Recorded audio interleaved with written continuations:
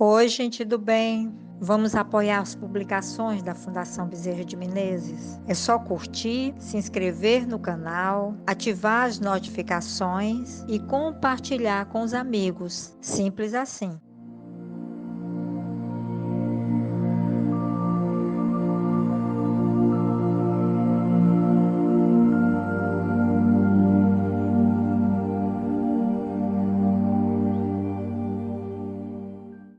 Meus amigos, boa noite.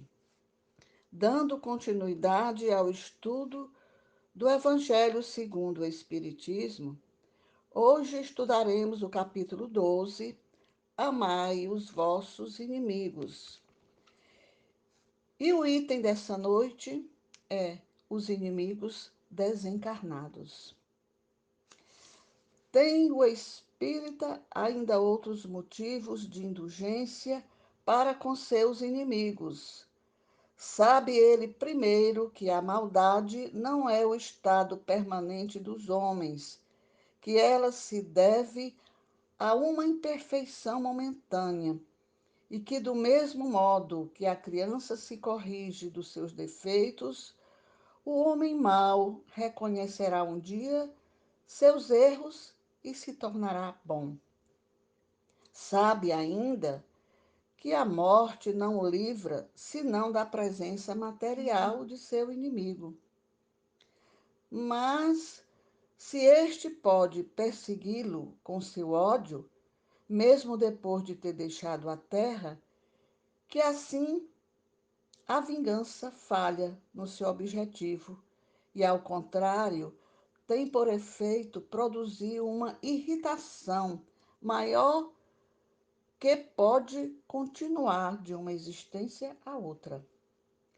Cabe ao Espiritismo provar pela experiência e pela lei que rege as relações do mundo visível e do mundo invisível, que a expressão apagar o ódio com sangue é radicalmente falsa, e o que é verdadeiro é que o sangue conserva o ódio, mesmo além do túmulo, de dar, por conseguinte, uma razão de ser efetiva e uma utilidade prática ao perdão e à sublime máxima do Cristo: amai os vossos inimigos. Não há coração tão perverso que não seja tocado de bons procedimentos. Mesmo inconscientemente, bons procedimentos tira-se pelo menos todo pretexto de represálias. De um inimigo pode-se fazer um amigo antes e depois da sua morte. Pelos maus procedimentos, ele se irrita e é então que ele próprio serve de instrumento à justiça de Deus para punir aquele que não perdoou. Pode-se, pois, ter inimigos entre os encarnados e entre os desencarnados. Os inimigos do mundo invisível manifestam sua malevolência pelas obsessões e pelas subjugações, das quais tantas pessoas são alvo, e que são uma variedade das provas da vida. Essas provas, como as outras, ajudam ao adiantamento e devem ser aceitas com resignação e como consequência da natureza inferior do globo terrestre. Se não houvesse homens maus na terra, não haveria espíritos maus ao redor dela. Se, pois, deve-se ter indulgência e benevolência para com os inimigos encarnados, devemos tê-la igualmente para com aqueles que estão desencarnados. Outrora, sacrificavam-se vítimas sangrentas para apaziguar os deuses infernais, que não eram outros senão os espíritos maus. Aos deuses infernais sucederam os demônios, que são a mesma coisa. O Espiritismo veio provar que esses demônios não são outros senão as almas de homens perversos que não se despojaram ainda dos instintos materiais, que não se pode apaziguá-los senão pelo sacrifício de seu ódio, quer dizer, pela caridade, que a caridade não tem apenas por efeito impedi-los de fazer o mal, mas de os conduzir no caminho do bem e de contribuir para a sua salvação. É assim que a máxima amai os vossos inimigos não está circunscrita ao ciclo estreito da terra e da vida presente, mas se integra na grande lei da solidariedade e da fraternidade universais. Bem, meus amigos, como nós vimos, o mal realmente não é um estado permanente dos homens, porque nós não somos destinados ao mal. Viemos à Terra para aprender, crescer e evoluir.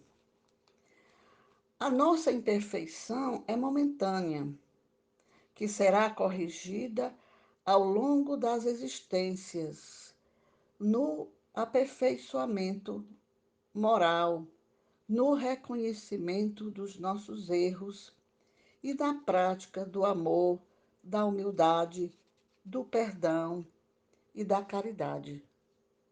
Quando Jesus nos propôs amai vossos inimigos, enquanto caminhas com eles, é porque é mais fácil para nós pôr em prática a humildade e desculpar-se do mal entendido.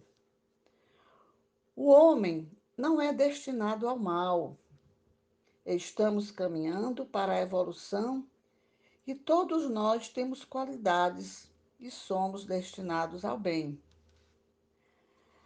Sabemos que o ódio transpõe túmulo e o inimigo desencarnado é alguém que ofendemos nesta ou em outras vidas passadas e nos alcança para o necessário reajuste.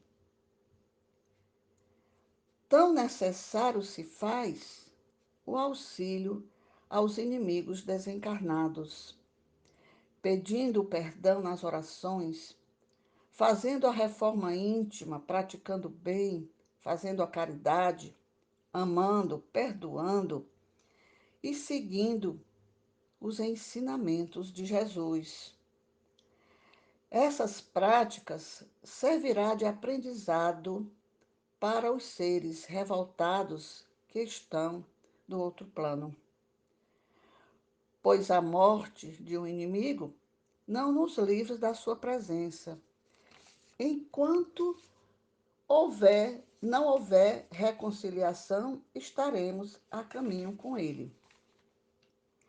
Podemos fazer de um inimigo um amigo, através da nossa conduta voltada para o bem.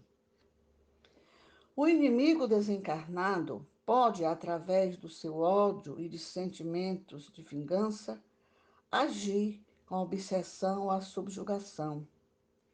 Mas podemos modificar esse quadro através do amor e do perdão.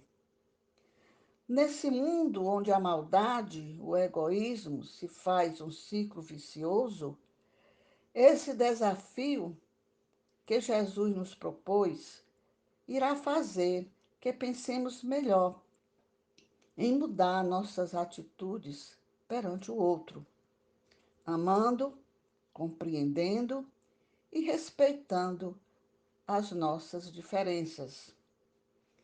Vivemos um mundo alimentado pelo ódio, pela agressão, pela dor e sofrimentos. Por isso, temos que trilhar pelo caminho do bem e da caridade. Precisamos desenvolver em nós os deveres do Evangelho. A orientação de Jesus, quando afirmou: ouviste o que foi dito, amará teu próximo e odiará teu inimigo. Eu, porém, vos digo, naquele momento ele quis afirmar que dali por diante começava uma nova era de compromisso moral. Como dizer que dali por diante aqueles que quisessem ser seus discípulos e alcançar uma nova meta, um novo caminho. E continuou: eu vos digo, amai vossos inimigos, orai pelo que os que vos caluniam e vos perseguem, a fim de que sejais filhos do vosso Pai Celestial. Amigos, para vivenciar, ou seja, pôr em prática o Evangelho de Jesus, basta desenvolver e ampliar em nós a capacidade de perdoar, porque sem perdão é impossível conceber essa postura da orientação de Jesus. Perdoar é esquecermos, diluirmos toda a memória negativa associada ao fato, e de forma que não existe em nós nenhum bloqueio ao processo de recomeço e de reconciliação. Entender que aquela ofensa não representa ele, o inimigo, por completo. Ele é como nós, um filho de Deus que tem qualidades, é um ser em evolução a caminho do progresso moral. É necessário percebermos que esse entendimento que agora temos de que todos os seres, todos nós, estamos destinados à mesma finalidade. O nosso papel não será nunca de humilhar nosso inimigo, mas sim de paulatinamente granjear a sua compreensão. Entender que não há outro meio de vencer o inimigo senão convertendo no amigo. Estarmos sempre dispostos, na medida do possível, a auxiliá-lo, ampará-lo, ter clemência e misericórdia por aquele desencarnado que muitas das vezes desconhece as verdades divinas. Se o amor ao próximo é o princípio da caridade, o amor aos inimigos, aos espíritos desencarnados, é a sublimidade. Representa para o espírito uma grande vitória sobre o orgulho e o egoísmo. Que assim seja e assim será.